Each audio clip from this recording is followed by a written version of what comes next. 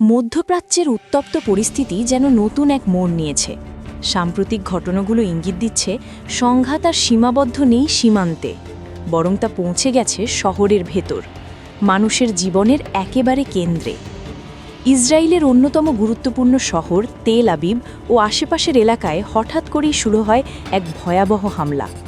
ভোরের নিস্তব্ধতা ভেঙে সাইরেনের শব্দে জেগে ওঠে মানুষ, কিন্তু সেই সতর্কবার্তার পর যা ঘটে তা ছিল অনেকের কল্পনারও বাইরে। আকাশ থেকে একের পর এক ক্ষেপণাস্ত্র আঘাত হানতে থাকে বিভিন্ন এলাকায়। দক্ষিণ তেল আবিব, রামাত গান সহ একাধিক স্থানে ছড়িয়ে পড়ে আতঙ্ক। বহু জায়গায় আগুন জ্বলে ওঠে, ধ্বংসস্তূপে পরিণত হয় গুরুত্বপূর্ণ অবকাঠামো।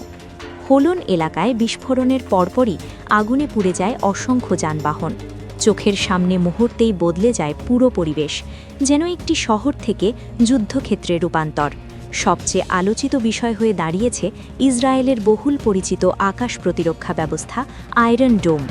বহু বছর ধরে যেটিকে প্রায় অপ্রতিরোধ্য মনে করা হতো, সেই ব্যবস্থাও এই হামলার সময় পুরোপুরি কার্যকর ভূমিকা রাখতে পারেনি বলে অভিযোগ উঠেছে। অন্যদিকে কিছু এলাকায় বড় ধরনের ক্ষয়ক্ষতির খবর পাওয়া যাচ্ছে। একটি গুদামঘর পুরোপুরি ধ্বংস হয়ে গেছে। গুরুত্বপূর্ণ স্থাপনাগুলো মারাত্মকভাবে ক্ষতিগ্রস্ত হয়েছে। এমনকি একটি বহুতল ভবন ধসে পড়ার ঘটনাও সামনে এসেছে, যার নিচে আটকে পড়া মানুষদের উদ্ধারে চলছে মরিয়া চেষ্টা।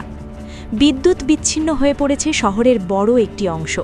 অন্ধকারে ডুবে থাকা এলাকায় উদ্ধার কাজ পরিচালনা করা হয়ে উঠেছে অত্যন্ত কঠিন। হাসপাতালগুলোতে আহতদের চাপ বেড়ে গেছে, জরুরি সেবাও অনেক জায়গায় বাধাগ্রস্ত।